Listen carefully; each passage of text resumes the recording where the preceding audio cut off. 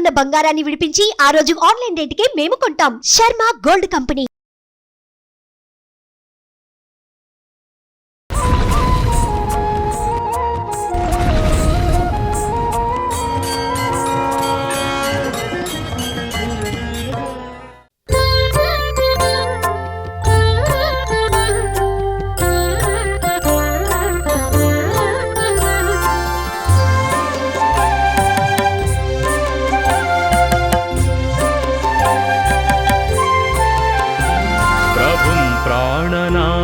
విభుం విశ్వనాథం జగన్నాథనాథం సదానంద భాజం. కొమురవెల్లి అనే దేవాలయం మీ అందరికీ తెలిసే ఉంటుంది. విశ్వనాథం జగన్నాథనాథం సదానంద భాజం. మీకు ఏ గుడి దగ్గర కనిపించనిది ఇక్కడ కనిపించేది ఏది అని అంటే శంకరం శంభుమీశానమీడే.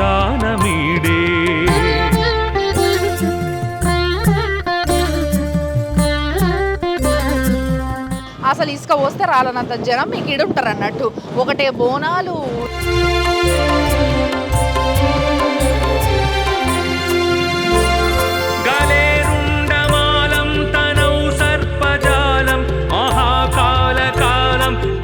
ఆ కుమారస్వామి ఈడ కూసోని తపస్సు చేయడం వల్ల వెలిసిన దేవుడు కాబట్టి ఇక్కడికి వచ్చి ఈ ప్రాంతానికి మొత్తం కూడా కొమురవెల్లి అంటే ఈ క్షేత్రానికి కొమురవెల్లి అనే పేరు వచ్చింది అన్నట్టు.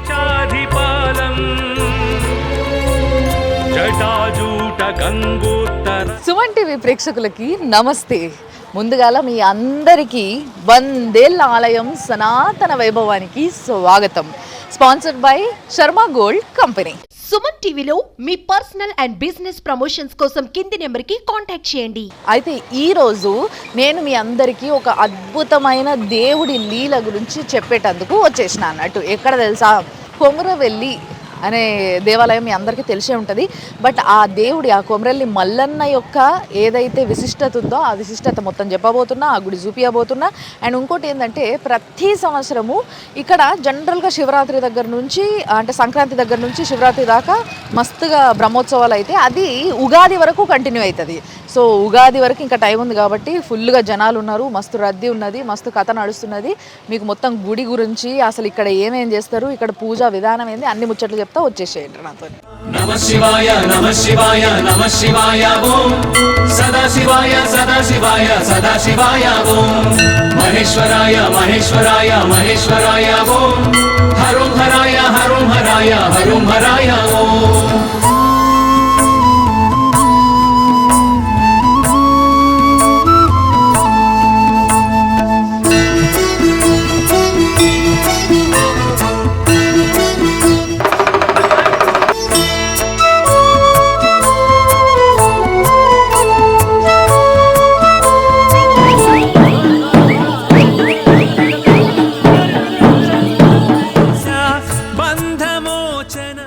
అస్సలు ఈడికెళ్ళి చూస్తే ఫుల్ షాపింగే తెలుసా, మస్తు కలర్ఫుల్గా ఉంది. అంటే చిన్న ఉన్నప్పుడు జాతరలకు పోతుంటుంది కదా, అట్లా జాతరలకు పోయినప్పుడు ఎట్లయితే విజువల్ ఉంటుండేనో అట్లుందనమాట. నాకు చిన్నతనం జాతర పోయిన యాదికలన్నీ వస్తున్నాయి.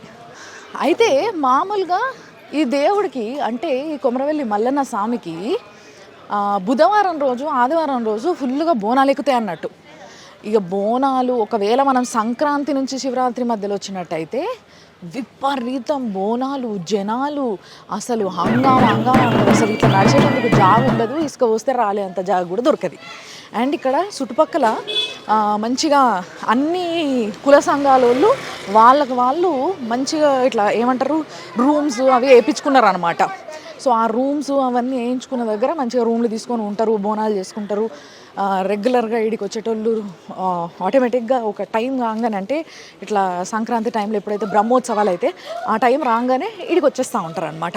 అంతేకాకుండా ఈ దేవుడి విశిష్టత గురించి ఎన్నో ముచ్చట్లు చెప్పాలి. ముఖ్యంగా చూసేటందుకే చాలా గంభీరంగా కనిపిస్తాడు ఆ కొమురవెల్లి మల్లన్న స్వామి. అసలు ఆయన దయ అలాంటిది ఇలాంటిది కాదు. వచ్చి కోరుకున్న ప్రతి ఒక్కరికి పిల్లలంటే పిల్లలు, ఇల్లు అంటే ఇల్లు, ఏది కావాలంటే అది ప్రసాదించి వరాల మూటనే ఆయన అని చెప్పచ్చు.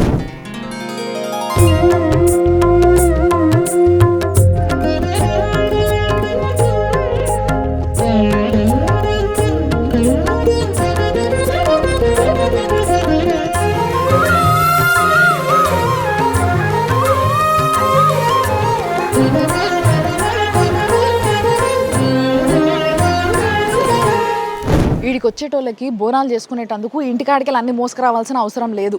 చూడండి, కావాలంటే ఇట్లా అల్యూమినియం కొనుక్కోవచ్చు, స్టీల్వి కొనుక్కోవచ్చు, లేదంటే కుండలు నల్లవి లేదంటే ఇట్లా బ్రౌన్వి ఏవి కావాలంటే అవి కొనుక్కోవచ్చు. మీకు ఒక మంచి కుండ చూపిస్తారండి. ఇట్లాంటి స్పెషల్లీ డిజైన్డ్ కుండలు ఎడ దొరకవు మనకి, ఖాళీ ఈడనే దొరుకుతాయి. మన దగ్గర మీరు గమనిస్తే ఎంత కావాలన్నా కూడా ఇట్లా దొరకదు. చూసిర్రా, మనం ఏం చేస్తాము, బోనం పైన అమ్మవారి ముఖం కానీ లేకపోతే అయ్యవారి ముఖం కానీ వేయాలంటే ఏదన్నా వెండితోనో అట్లాంటివి చేయించుకొని ఇట్లా ఫేస్ ఫిక్స్ చేస్తాం. కానీ వీళ్ళు ఇట్లా మట్టితోనే ఎంత మంచి కార్వింగ్ చేశారు చూడండి. మల్లన్న దేవుడి ఫేసు, అమ్మవారి ఫేసు వస్తుంది. ఇది అమ్మవారి ఫేస్ అన్నట్టు. సో ఇట్లా రకరకాల కుండలు ఇవైతే చూసిరు కదా. దీంతోపాటు ఇట్లా కట్టెలు కూడా పెడతారు. సో దట్ ఏంది అని అంటే పాపము నేను చెప్పినా కదా, బ్రహ్మోత్సవాల టైంలో అసలు రూములు దొరకవు, చాలామంది కష్టపడతారు. కానీ ఆ టైంలోనే వాళ్ళకి ఆచారం ఉంటుంది వచ్చి ఇక్కడ బోనం చేసేది. అలాంటి వాళ్ళు ఏం చేస్తారంటే ఇట్లా కట్టెలు తీసుకొని పాపము ఒక మంచి జాగ ఒక కొనాకి గుడి చుట్టూలో చూసుకొని ఆడ వంట వేసుకొని దేవుడికి అది బోనంలో మొత్తం ఎక్కించుకొని బోనం ఎత్తుకొని పోతారు అన్నట్టు. ఇగో ఈ గొంగళ్ళు మీకు ఏ గుడి దగ్గర కనిపించనిది ఇక్కడ కనిపించేది ఏది అని అంటే this is the special item, గొంగడి. ఎస్, మన తెలంగాణ సాంప్రదాయంలో అంటే ముఖ్యంగా మీకు అందరికీ తెలిసే ఉంటుంది, గొంగడి అనే సాంప్రదాయం, గొంగడి వేసుకునే సాంప్రదాయం కేవలం తెలంగాణలోనే ఉంటుంది. అండ్ అది కూడా ఏంది అని అంటే ఎవరైతే ఆవులు, బర్రెలు, గొర్రెలు వాళ్ళ కాపరు ఉంటారు అంటే యాదవులు, కురుమగొల్లలు వీళ్ళందరూ ఇది వేసుకోవడం అనేది మనకి ఫస్ట్ నుంచి కూడా మనకి తెలంగాణలో తెలిసిన ముచ్చట. అందుకోసమే అది ఇక్కడ చేస్తారు. దాంతో ఇక్కడ ఏం చేస్తారు, ఎందుకు ఈ గుడి దగ్గరనే ఈ గొంగడి కనిపిస్తుంది అనేది నేను క్లియర్గా చెప్తా. బట్ ఇప్పుడే కాదు, రండి. మామూలుగా సంవత్సరంలో ఏ టైంలో వచ్చినా పర్లేదు, కానీ ఒకవేళ మీరు రావాలనుకుంటే కొమ్రెల్లి మల్లన్న వైభవాన్ని చూడాలనుకుంటే ఈ సంక్రాంతి నుంచి వెళ్ళి ఉగాది మధ్యలో రావాలబ్బా. ఇక జాతరనే జాతర, కథనే వేరుంటుంది. అసలు చూసేటందుకు 2 కళ్ళు సరిపోవు. సాయంత్రానికల్లా అసలు ఇసుక వస్తే రాలనంత జనం మీకు ఈడు ఉంటారు అన్నట్టు. ఒకటే బోనాలు, దర్శనాలు చేసుకునేటోళ్ళు దర్శనాలు. కానీ మీకు చాలా ఇంపార్టెంట్ పాయింట్ ఒకటి చెప్పాలి, ఏంటిది తెలుసా, మీరు తెలంగాణ కల్చర్ అని మనం ఏదైతే అంటామో ఆ ప్రతిదీ ఇక్కడ కనబడుతుంది అన్నట్టు. దేవుడికి పట్నాలు వేసే పద్ధతి ఏ గుడిలో ఉండదు. అంటే ఆ శివుడికి పట్నాలు వేసే పద్ధతి కేవలం ఈ కొమరవెల్లి మల్లన్న స్వామి దగ్గరనే ఉంటుంది.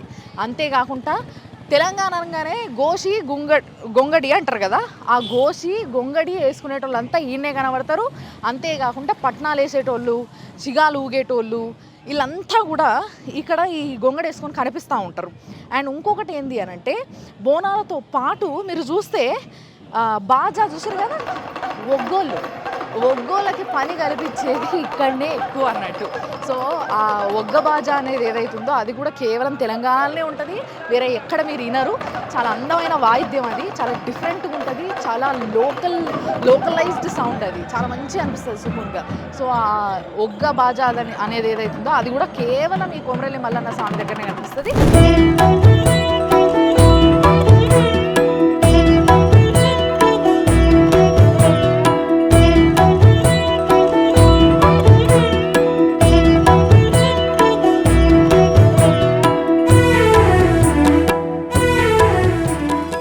ఫస్ట్ ఇట్లా అని మొత్తం షాపులు చూసుకుంటే లోపలికి వచ్చినామా, రాగానే లెఫ్ట్ సైడ్లో ఒక గుడి ఉంటుంది మనకి. ఈ గుడి ఏంది అని అంటే ఆ మల్లన్న స్వామి రథం అన్నట్టు.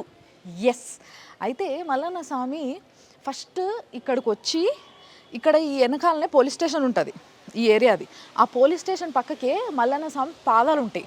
ఆడొక గుండులా ఉండేదట, అక్కడ నిలబడ్డాడంట.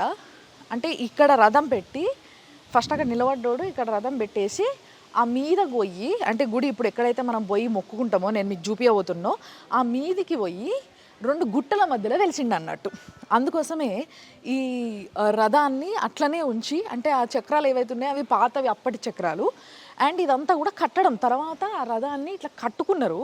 అండ్ ఈ చెట్టు ఏదైతే ఉందో చూసారు కదా ఎంత పెద్ద ఉందో, భారీగా అసలు ఈ కొన నుంచి ఆ కొన దాకా ఉన్నది. సో ఈ యాప చెట్టు అప్పటి నుంచి, అంటే ఆ మల్లన్న స్వామి ఈడికి వచ్చి రథం పెట్టినప్పటి నుంచి ఉందన్నమాట.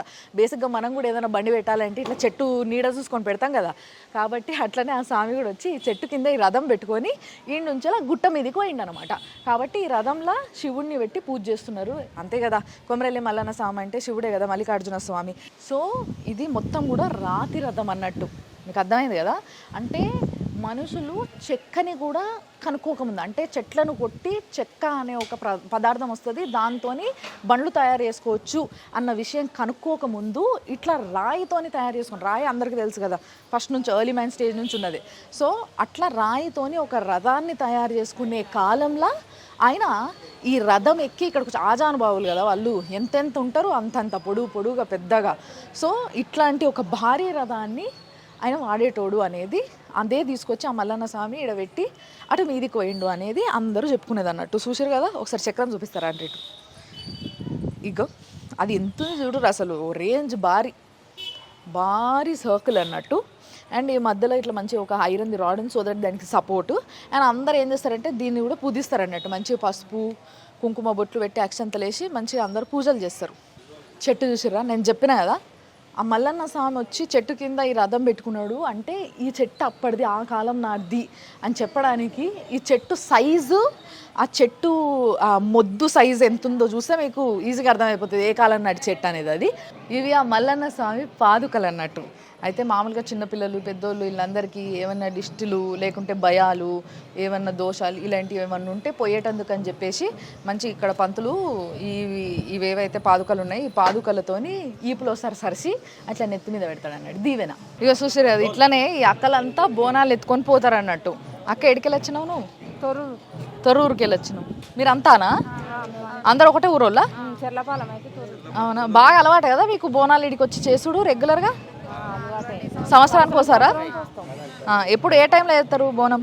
శివరాత్రి ముందు, ఇప్పుడు నుండి ఉగాది దాకా సంక్రాంతి కాడి నుంచి చెప్పిన నేను, సంక్రాంతి కాడి నుంచి ఉగాది దాకా మంచి బ్రహ్మోత్సవాలు జరుగుతుంటాయి. ఈ టైంలో వచ్చి ఇట్లా మంచిగా బోనాలు చేస్తారు అన్నట్టు.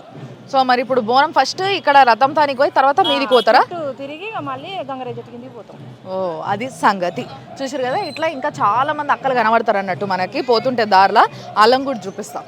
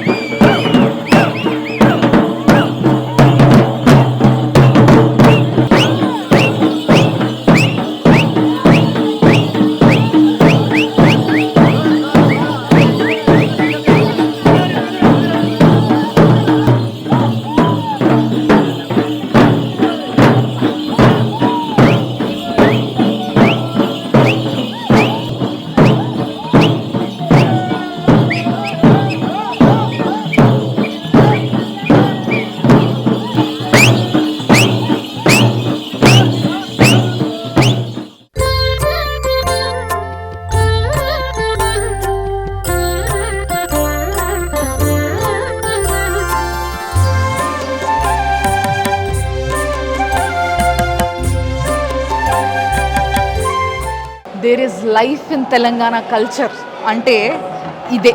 చూసారు కదా అసలు ఎంత లైఫ్ కనబడుతుంది. నా వెనకాల మీరు ఇందాక వచ్చేటప్పుడు చూస్తే పట్నాలు వేస్తున్నారు, చిగాలు ఊగుతున్నారు, మొత్తం తల మీద నుంచి అట్లా అని స్నానం చేసుకొని పచ్చి మడి బట్టలతో వస్తారు కదా, అట్లా వచ్చి మొక్కున్న వాళ్ళు మొక్కుంటున్నారు. ఇగో ఇప్పుడు ఈడ చూడండి. సో ఇక్కడ కూడా ఇది ఒక సింబల్ ఆఫ్ గాడ్ అన్నట్టు. నిజంగా చెప్పాలంటే చాలామంది ఇట్లా చాలాసేపు ఆ దేవుడు కోసం ఎదురు చూస్తారు. కొంతసేపటి తర్వాత వాళ్ళిద్దరిలో ఎవరికో ఒకరికి ఆ దేవుడు పూంతాడు అన్నట్టు, రైట్? అప్పుడు ఎట్లా తెలుస్తుందమ్మా మీకు? అది చెప్పు నాకు. ఇట్లా తిరిగి ఇట్లా చేతులకు వస్తుంది. ఏంది కొబ్బరికాయ? అదే తిరుగుతుందా? అదే చేతులు తిరిగి చేతులకు కొబ్బరికాయ వస్తుంది. మన పిల్లలు తొందరగా అయ్యేటట్టుంటే తొందరగా వస్తుంది, అయ్యేటట్టుంటే లేట్గా వస్తుంది. మళ్ళా సేపు మాకు వస్తలేదు, ఆయనకు తొందరగా వచ్చింది. అవునా? Okay okay. చూసారు కదా, ఇప్పుడే తెలుసుకున్నా ఏంది అని అంటే, ఇప్పుడు ఆ మధ్యలో ఒక చిన్న రాయి లాంటిది ఉంది కదా, దానిపైన అంతా పసుపు పోసి ఉంటుంది. వాళ్ళిద్దరు భార్యాభర్తలు కూర్చొని ఉన్నారు. సో వాళ్ళ పిల్లల కోసం కూర్చున్నారంట, పిల్లలు కావాలని చెప్పేసి. ఆ మధ్యలో కొబ్బరికాయ పెట్టిరు కదా, సో ఆటోమేటిక్గా చేతులు మూవ్ అయ్యి ఆ కొబ్బరికాయ చేతులకు వస్తుంది అన్నట్టు. అట్లా వచ్చింది అని అంటే వాళ్ళ కోరిక నెరవేరుతుంది అని నమ్ముతారు. సో అందులో భార్యాభర్తలల్లో ఆయన వాళ్ళ భర్తకు వచ్చింది భార్య కోసమని వాళ్ళు ఇంకా వెయిట్ చేస్తున్నది. చాలా చాలా చాలాసేపటి నుంచి అట్లా కూర్చొని వెయిట్ చేస్తుంటారు చాలామంది. సో ఈ ప్రాసెస్ కూడా చాలా బాగుంటుంది చూసేటందుకు.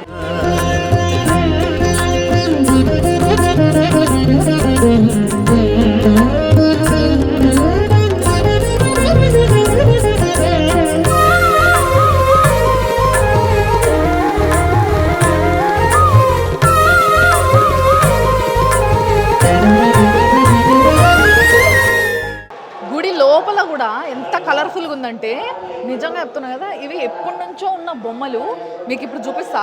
శివుడు, అట్లనే కాలభైరవ స్వామి, వీరభద్ర స్వామి, అంటే మొత్తం శివుడు అనగానే మనకు గుర్తుకొచ్చే ఆయన ఫ్యామిలీ అంతా కూడా ఈడ బొమ్మలు ఉన్నాయి అన్నట్టు. సప్త ఋషులు వీళ్ళందరూ ఉన్నారు. ఒకసారి చూడండి మీరు కూడా.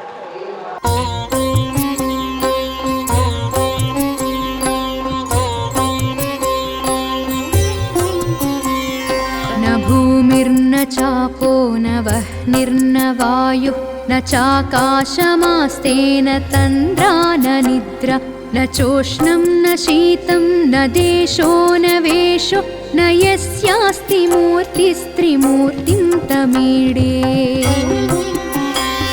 अजं शाश्वतं कारणं कारणानां शिवं केवलं भासकं भासकानां तुरीयं तमः पारमाद्यन्तहीनं प्रपद्ये परं पावनं दैत्यहीनम् नमस्ते नमस्ते विभो विश्वमूर्ते नमस्ते नमस्ते चिदानन्दमूर्ते नमस्ते नमस्ते तपोयोगगम्य नमस्ते नमस्ते श्रुतिज्ञानगम्य प्रभो शूलपाणे विभो विश्वनाथ महादेव शंभो महे. ముఖ్య అర్చకులు అంటే ముఖ్యమైన పంతులు ఆంజనేయులు గారు ఉన్నారు అన్నట్టు. సార్ నమస్తే, బాగున్నారా? బాగున్నామా. సో మల్లన్న స్వామి గురించి ఎన్నో చెప్పుకుంటుంటారు. సో ఈడ బ్రహ్మోత్సవాలు ఎట్లా జరుగుతాయి, ఈ గుడి చరిత్ర ఏంటి అనేది నాకు చెప్పండి. ఓకే అమ్మా. ఓం హరి విరించి సురేంద్ర సమర్చితం హరి సహస్ర సమాన గణప్రభం సురవరం కరుణావరుణాలయం కొమరవల్లి పురేశమహం భజే. శ్రీ మల్లికార్జున స్వామి నమః. శ్రీ కొమరవెల్లి మల్లికార్జున స్వామి ఇక్కడ తెలంగాణ రాష్ట్రంలోనే ప్రఖ్యాతిగాంచినటువంటి శైవ క్షేత్రము.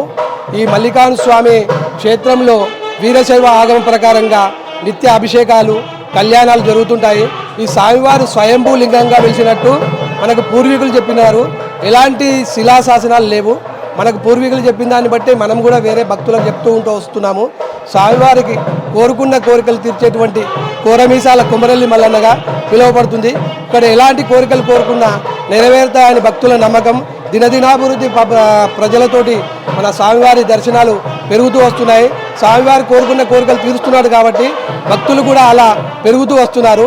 అయితే నేను ఇంతకుముందు తెలుసుకున్నది ఏంటంటే స్వామి, ఇక్కడ ఒక చెట్టు ఉంటుంది, ఆ చెట్టు చుట్టూ తిరిగితే పిల్లలు పుడతారు అని, లేకపోతే పెళ్ళిళ్ళు అవుతాయి అని చెప్పి ఇట్లా చాలా మంది అనుకుంటా ఉన్నారు. అది ఏం చెట్టు, దాని విశిష్టత ఏంది? ఇక్కడ స్వామివారి ముఖ మండపంకి ఎదురుగా గంగరేణి చెట్టుగా, అది ఎప్పుడు స్వామివారి ఆలయం ఎక్కడైతే వెలిసిందో అప్పటి నుంచి కూడా ఆ చెట్టు పెరుగుతూనే వస్తుంది. స్వామివారి చెట్టు ఆకులు ఉంటాయి కదా, ఆ ఆకులను కూడా స్వామివారి దగ్గర తీసుకెళ్ళి ఎలాంటి ఆరోగ్యరీత్యా బాగాలేకున్నా అది తీసుకుంటే ఔషధంగా తీసుకుంటారు. ఇక్కడ స్వామివారికి కల్పవృక్షంగా పిలువబడుతుంది అది గంగరేణి చెట్టు. ఆల్మోస్ట్ వాళ్ళు ప్రతి ఆదివారము 1,00,000కు పైచిలకు స్వామివారిని దర్శించుకుంటారు.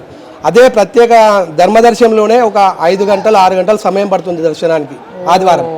అది అర్థమైంది కదా, ఒక్క ఆదివారమే 1,00,000కు పైగా భక్తులు వస్తారంటే మీరు ఒకసారి ఇమాజిన్ చేసుకోవాలి. 12 వారాలు, దాంట్లో బుధవారాలు, ఆదివారాలు, మంగళవారాలు, ఇట్లా కొన్ని, అంటే సండే రోజు వస్తే చాలా జనం ఉంటారని చెప్పి వీక్ డేస్ వచ్చేటోళ్ళు కూడా చాలా మంది ఉంటారు. ఈ లెక్కన దాదాపు 1 కోటి వరకు వస్తారా? కోటికి మీద మొత్తం బ్రహ్మోత్సవాలు ముగిసే వరకు 1 కోటి దాటుతుంది మేడం. అది సో బ్రహ్మోత్సవాలు అయిపోయే లోపు 1 కోటికి మీదనే, అంటే ఒక కుంభమేళ గాంక జనాలు వస్తారు చూసారా, అట్లా వస్తారు అన్నట్టు.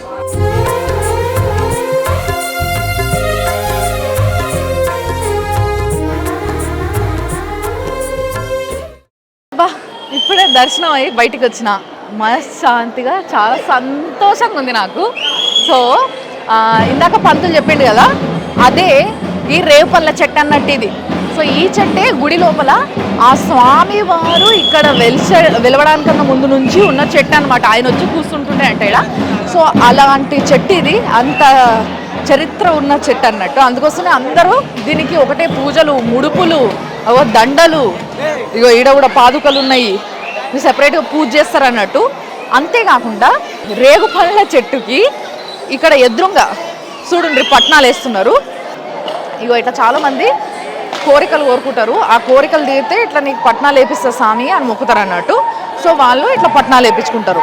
యాక్చువల్గా ఇట్లా సింగిల్గా ఇట్లా 3 ఒక్కొక్కసారి అయితే పెద్ద పెద్దగా ఇట్లా ముగ్గులు వేస్తారు. ఆ ముగ్గులు నిజంగా మనకి వేసుడు వసం కాదు తెలుసు, అంత బాగా వేస్తారు. సో అట్లా పట్నాలు వేసి స్వామికి పూజ చేస్తారు. అందులో స్వామిని నిలిపి ఆ మధ్యలో, అంటే మామూలుగా మనకు తెలుసు కదా దేవుడిని బందీ వేసి కూర్చోబెట్టి పూజ చేస్తారు అన్నట్టు. సో అది తర్వాత ఇక ఈడ కూడా పట్నాలు వేస్తారు. చాలా మందికి పట్నాలు వేసినప్పుడు ఇట్లా ఆ దేవుడు పూంతాడు అన్నట్టు.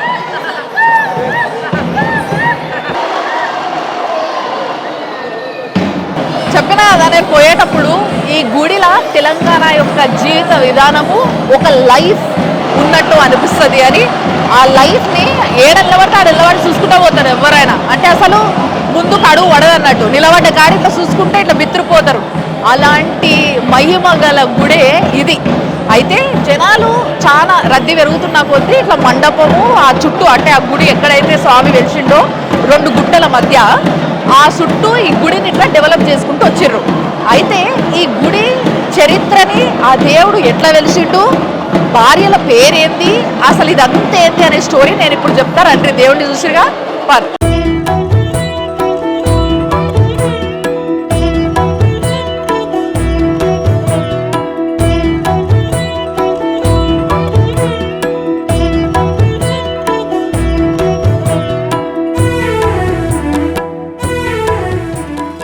అయితే మీ అందరికీ గుడి లోపలనే అసలు ఈ గుడి ఎట్లా వెలిసింది, ఆ దేవుడు ఎట్లా వెలిసిండు అన్న విషయం చెప్దామనుకున్నా, కానీ కుదరలేదు. ఎందుకంటే లోపలంతా కూడా బ్రహ్మోత్సవాలు, కళ్యాణము, డప్పులు, డమరుకాలు, ఈ సపుళ్లతోనే సరిపోయింది.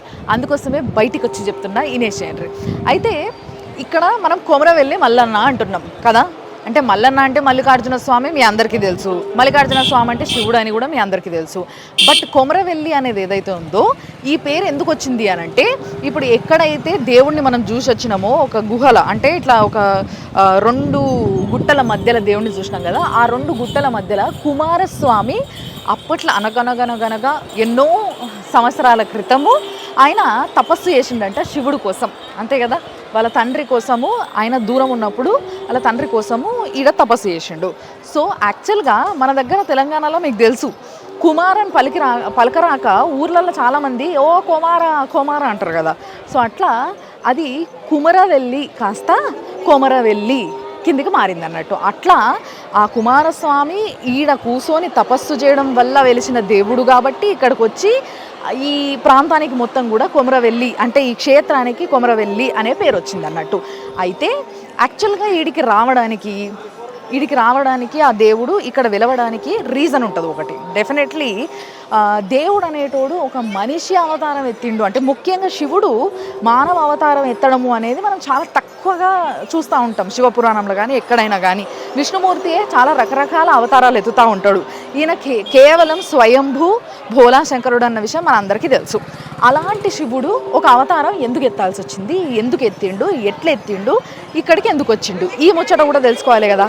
సో ఈ ముచ్చటల భాగంగా మనకి ఇక్కడున్న చరిత్ర ప్రకారం ఒగ్గు కథ చెప్పేటోళ్ళంతా కూడా చెప్పే స్టోరీ ఏంది అని అంటే మన పూర్వీకుల దగ్గర నుంచి తరతరాలుగా వస్తున్న స్టోరీ ఏంది అని అంటే, యాక్చువల్గా మల్లన్న స్వామి ఫస్ట్ ఈ గుట్టలల్లో కుమారస్వామి తపస్సు చేసినప్పుడు లింగ రూపంలో వెలిసిండట. లింగ రూపంలో వెలిసిన ఆ దేవుడు తర్వాత ఇక్కడ ఈ ప్రాంతంలో ఒక ముగ్గురు రాక్షసులు విపరీతంగా జనాలను సతాయిస్తురట. సో ఆ సతాయిస్తున్న రాక్షసుల్ని సంహరించేటందుకు ఆ శివయ్యను వేడుకుంటే ఆయన ఆ లింగ రూపం పైన ఒక పుట్టలాగా ఇట్లా అని ఫామ్ అయింది. ఆటోమేటిక్గా మీకు అందరికీ తెలుసు కదా, అమ్మవారు ఎక్కడైతే ఉంటుందో అక్కడంతా కూడా ఇట్లా పుట్టలాగా ఫామ్ అవుతుంది. సో అట్లా పుట్టలాగా ఫామ్ అయింది. ఆ పుట్ట ఆకారము ఆ శివుడుగా అంటే ఒక మనిషిగా మారి ఆయన ఒక దంపతుల కడుపున పుట్టిరనమాట. వాళ్ళు మునూరు కాపు ఫ్యామిలీ, మీ అందరికీ తెలుసు కదా. ఇక్కడ ముఖ్యంగా ఆ కాంబినేషన్ని ఇక్కడనే చూస్తారనమాట. మునూరు కాపు ఫ్యామిలీలో ఆయన ఒక దంపతులకి కొడుకుగా పుడతాడు అన్నట్టు. పుట్టిన వ్యక్తి ఆయన కోసం ఆ పార్వతీదేవి గంగా దేవత ఇక్కడనే ఇంకొకరికి మానవ రూపంలో జన్మిస్తారు. ఎట్లా అనంటే ఒకలేమో గొల్ల ఫ్యామిలీలో అంటే యాదవ ఫ్యామిలీలో కేతమ్మ పుడుతుంది. ఆమె తర్వాత ఇంకొక ఆమె మన మేడలమ్మ అని పేరు చెప్తున్నారు కదా. సో లింగాయత్ల ఫ్యామిలీలో మేడలమ్మ పుడుతుంది. సో మునూరు కాపైన ఇక్కడున్న ఆ దేవుడు మల్లన్న స్వామి ఎవరైతే ఉన్నారో ఆయన వీళ్ళిద్దరిని పెళ్లి చేసుకుంటాడు. ఇటు ఈ గొల్ల ఫ్యామిలీ కేతమ్మని, ఇటు లింగాయత్ల ఫ్యామిలీలు ఉన్న మేడలమ్మని. కాబట్టి ఈ 3 కులాలోళ్ళు ముఖ్యంగా ఈడికి బాగా దర్శనానికి వస్తారు. ఈడ ఉత్సవాలు చేస్తారు. కింద పూజలన్నీ గొల్లోళ్ళు చేస్తారు, పైన పూజలన్నీ లింగాయత్లు చేస్తారు. అండ్ మునూరు కాపులు చాలామంది ఇక్కడికి వచ్చి దర్శనం చేసుకొని పోతూ ఉంటారు. సో అది ఇక్కడున్న హిస్టరీ అన్నట్టు. అయితే ఇక్కడ దేవుడికి ఏదైతే విగ్రహం మనం చూసి వచ్చినామో ఆ భారీ ఖాయం విగ్రహము, అయితే మామూలుగా మనం ఏ గుడికి పోయినా ఎక్కడ శివుడు స్వయంభూ వెలిసినా కూడా లింగ రూపంలోనే పూజలు చేస్తారు. కానీ ఇక్కడ విగ్రహ రూపంలో, అది కూడా అంత భారీ విగ్రహ రూపంలో ఎందుకు పూజ చేస్తున్నారు అని అంటే, మొదట లింగ రూపంలో కుమారస్వామి తపస్సుతోని వెలిసిన వ్యక్తి అంటే వెలిసిన ఆ దేవుడు మనిషి రూపం ఎత్తి 3 రాక్షసులని సంహరించిండు. ఇక్కడ చాలామంది ఆ రాక్షసులను సంహరించమని కోరుతున్న ఆ సమయంలో అంటే 3 రాక్షసులని సంహరించి ఆ 3 రాక్షసుల బాడీలను కింద వేసుకొని వాటినే సింహాసనంగా ఆయన కూర్చున్నాడు అనమాట. అప్పుడు సంహరించిన తర్వాత అది ఏదైతే మనం చూసినామో అంటే ఇక్కడ జనాలు చూసినరో ఆ విధంగా ఆ పుట్టమన్నుతోని ఆయనని తయారు చేస్తే బాగుంటుందని చెప్పేసి ఆ మల్లన్నని చూసిన వాళ్ళు ఆ విధంగా తయారు చేశారు అన్నట్టు. సో ఆ కూర మీసాలు, ఆ భారీ బాడీ, అంత ఎత్తు మనిషిలాగా అట్లా శివుడే స్వయాన ఈడొచ్చి వెలిసిండు అని చెప్పడానికి ఇంత పెద్ద స్టోరీ ఉందన్నమాట. సో ఇదంతా కూడా మీ అందరికీ చెప్పాలన్న ఒక ఉద్దేశంతో నేను లోపల వినిపించదని బయటకు వచ్చి చెప్తున్నా.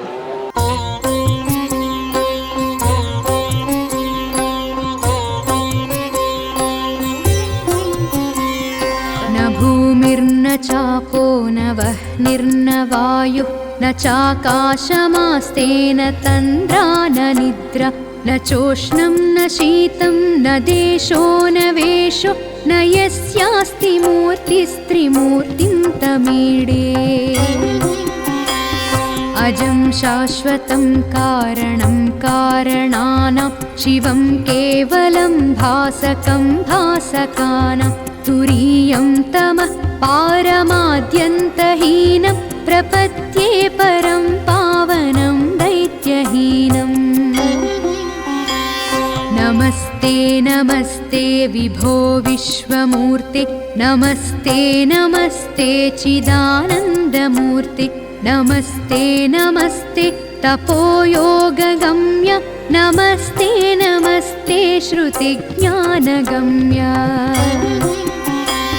प्रभो शूलपाणे विभो विश्वनाथ महादेव शम्भो महेश. చూసిండ్రు కదా, ఒక వైభవమైన గుడికి, ఎంతో చరిత్రగాంచిన గుడికి వచ్చినాము, దర్శనం చేసుకున్నాము, ఆ గుడి గురించి తెలుసుకున్నాము. ఇదే ఈ వారం 100 ఏళ్ల ఆలయం సనాతన వైభవం ఎపిసోడ్ అన్నట్టు, sponsored by Sharma gold company. Yes, మళ్ళొక వారం మళ్ళొక అద్భుతమైన గుడితోని అందమైన స్వామినో అమ్మవారినో దర్శనం చేసుకునేటందుకు కలుద్దాం. అప్పటి వరకు చూస్తూనే ఉండండి Suman TV. Anchors dress courtesy sari house, OU colony, Shaikpet, Hyderabad.